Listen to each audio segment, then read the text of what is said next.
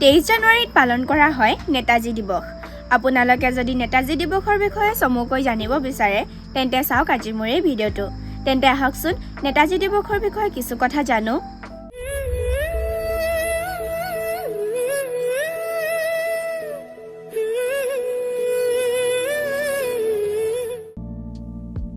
জানুৱাৰী নেতাজী দিৱস। ভাৰতৰ এগৰাকী প্ৰসিদ্ধ জাতীয়তাবাদী নেতা সুভাষ চন্দ্ৰ বসুৰ জন্মদিনটো নেতাজী দিৱস বা নেতাজী জয়ন্তী হিচাপে পালন কৰা হয়। পশ্চিম বংগ চৰকাৰে এই দিনটোক দেশপ্ৰেম দিৱস হিচাপেও পালন কৰি আহিছে।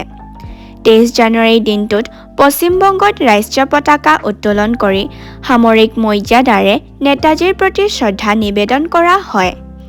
এই দিনটোক সমগ্ৰ ভাৰততে দেশপ্ৰেম দিৱস হিচাপে পালনৰ বাবে প্ৰয়োজনীয় ঘোষণা কৰিবলৈ পশ্চিম বংগ চৰকাৰে কেন্দ্ৰীয় চৰকাৰৰ ওচৰত দাবী জনাই আহিছে। অৱশ্যে নেতাজী দিৱসৰ দিনটোত দেশজুৰি বিভিন্ন কাৰ্যসূচীৰ যোগেদি এই মহান নেতাগৰাকীক স্মৰণ কৰা হয়। ইয়াৰ বাবে স্মৃতিচাৰণ সভা, বক্তৃতানুষ্ঠান আদিৰো আয়োজন চলে। উল্লেখযোগ্য যে 1897 চনৰ 23 জানুৱাৰীত উৰিষ্যাত জন্মগ্ৰহণ কৰা সুভাষ চন্দ্ৰ বসু আছিল ভাৰতৰ স্বাধীনতা আন্দোলনৰ এটা বিশিষ্ট চৰিত্ৰ।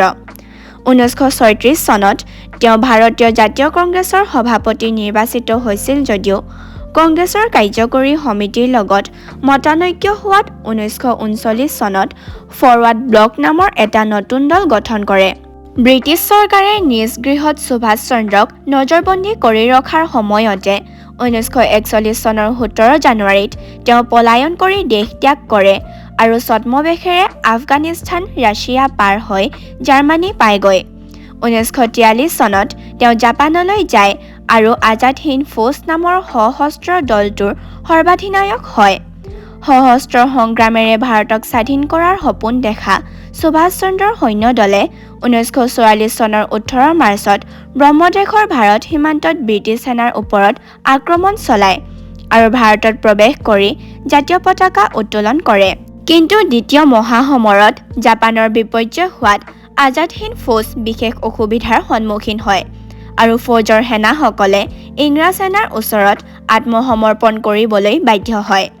1945 চনৰ 18 আগষ্টত ফৰমোছা দ্বীপৰ কাষত এক বিমান দুৰ্ঘটনাত নেতাজীৰ মৃত্যু হোৱা বুলি সেই বছৰৰে 22 আগষ্টত টকিঅ' ৰেডিঅ'ই ঘোষণা কৰে যদিও এই সম্পৰ্কে প্ৰকৃত তথ্য এতিয়াও অজ্ঞাত হৈয়ে আছে।